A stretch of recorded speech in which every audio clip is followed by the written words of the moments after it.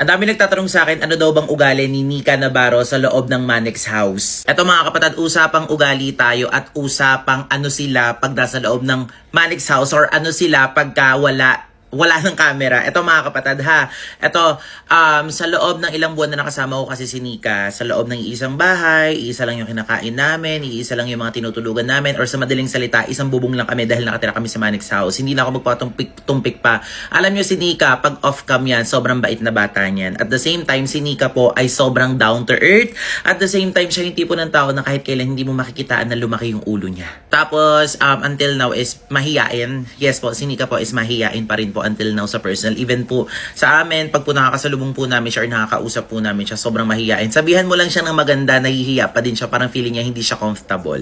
Tapos sabihan mo siya na ang galing-galing mo, grabe ang layo na narating mo. Nararamdaman ko sa kanya na nahihiya pa rin siya. So yan mga kapatid ha. So ano pa ba yung ugali ni Nika? Si Nika kasi talaga, ang masasabi ko talaga sa kanya is mabait siya. Para sa akin ha. Kasi everyday nakikita ko siya, everyday nakakausap ko rin siya kahit papaano or kinakamusta ko siya.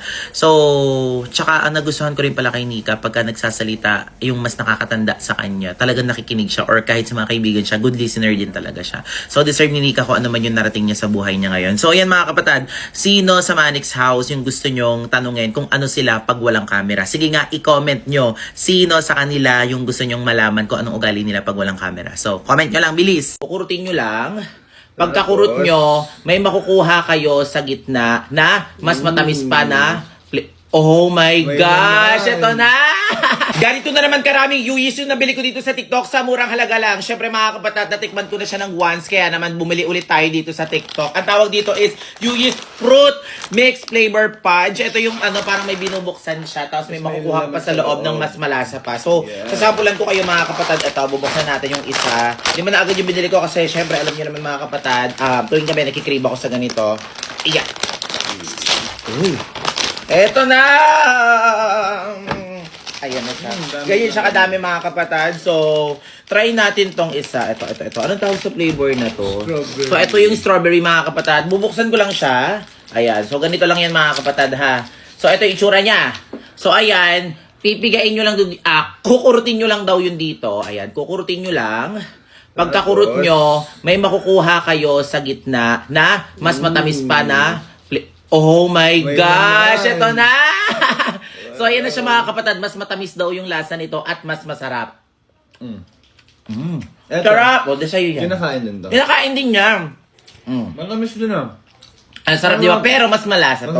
Naku mga kapatid, kaya huwag na kayo magpahuli. Ang daming laman sa murang halaga lang. Ilalagay ko dyan sa yellow basket. I-check out nyo na. Ang dami pa rin nagtatanong sa akin kung itong Orm S acetyl pa rin yung ginagamit ko, naglutatayon. Alam nyo mga kapatid, syempre ito pa rin po yung ginagamit ko. Medyo matagal-tagal ko lang siyang hindi na-share sa inyo dahil na-busy po kami mga kapatid. Pero ito pa rin po yung ginagamit ko. Syempre mga kapatid, sa 6 na buwan or 5 to 6 months sa paggamit ko nito mga kapatid, wala pong palya. Umiinom pa rin po ako nito everyday, twice a day sa umaga tsaka sa gabi. Syempre mga kapatid, kailangan consistency ang paggamit nito kung gusto niyo mag-glow up ngayong 2026. Alam naman natin mga kapatid na mga glutathione is antioxidant po siya. Ibig sabihin po nun mga kapatid, parang feeling ko is healthy living ako every time na umiinom ako nito, diba? So ayan mga kapatid, alam naman natin itong Orm S acetyl glutathione na to is talaga naman mga kapatid is nagte-trending ngayon dito sa TikTok. Okay? So kailan ba to nilabas? December nung nilabas to or November pala. November nung nilabas to. Simula po nung nilabas ito mga kapatid, ginagamit ko na po siya ha. So ganito po pala itsura ng capsule nito para makita nyo. So meron lang naman siyang 30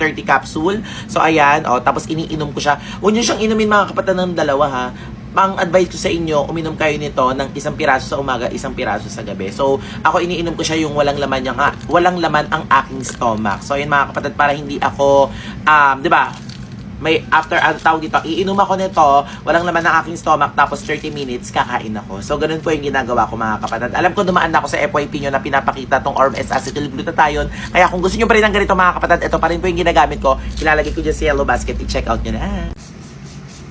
Kung problema nyo yung mga acne nyo sa likod mga kapatid na matagal na panahon na 5, 6, 7 ko. Kung problema nyo yung mga tagyawat nyo sa likod mga kapatid na matagal na panahon na parami ng parami, hindi talaga natatagal na mga kapatid. Parehas po tayo ng problema, parehas din po kayo ng problema ng partner ko. Alam nyo mga kapatid, kung makikita nyo lang talaga yung likod ko, since ako na kasi nagsasalita, hindi ko na ipapakita. Ano kasi kami, lahi talaga namin yung, hindi ko alam kung lahi ba talaga yun na nakukuha yung maraming tagyawat sa likod or madumi lang talaga ako sa katawan.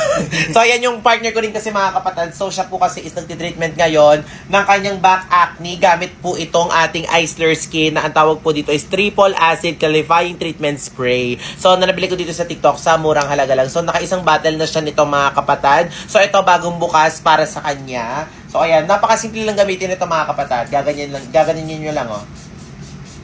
Ganyan lang mga kapatid, din patutuyuan nyo lang. At syempre mga kapatid, dapat consistent ng paggamit ito. Kailangan po, ang paggamit po nito is morning at night. Syempre mga kapatid, after natin maligo sa umaga, maglagay na tayo. Tapos bago tayo matulog, maglagay na rin tayo mga kapatid bago tayo matulog. Diba? Natutulungan niya lang naman mga kapatid na malesan or matanggal ang ating mga back acne. Kasi alam nyo ang nakakatuwa dito mga kapatid. Dahil meron lang naman po siyang salicylic acid, niacinamide, ceramide, NP, at panthenol. Alam naman natin mga kapatid, yung mga ingredients na nabanggit dito mga kapatid is natutulungan niya talaga na malesan ang ating mga tagyawat. Kaya kung gusto nyo rin ng ganito mga kapatid, sa murang halaga lang, ilalagay ko dyan sa yellow basket.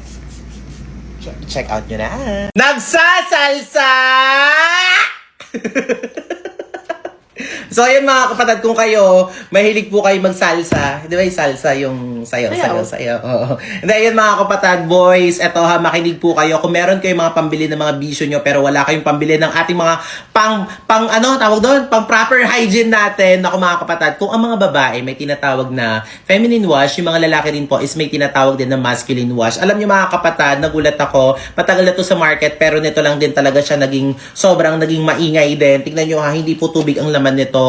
Meron lang naman tong cooling effect na pwede nyo rin siyang gamitin as your body wash. Mabango, mabula, at hindi po mahapdi sa balat kahit na meron siyang cooling effect. Yung iba kasing may cooling effect, maano siya. Sa sobrang lamig talaga sa balat is parang nagiging ano na siya, mahapdi na. Diba? So ito mga kapatid, hindi po siya mahapdi ha. Kaya mga kapatid, kung nagbibisyo ka, wala kang pambili nito, kailangan mong bumili nito. Girls, turuan po natin yung mga partner natin, mga kaibigan natin, mga lalaki. Para syempre kahit papano, maiwasan din yung stress ni kasi na-stress din yan. Hindi lang tayo na-stress, pati na-stress din yan. Kaya kung gusto nyo rin ng ganito, magsasalsa! I-check out nyo na yung sa yellow basket.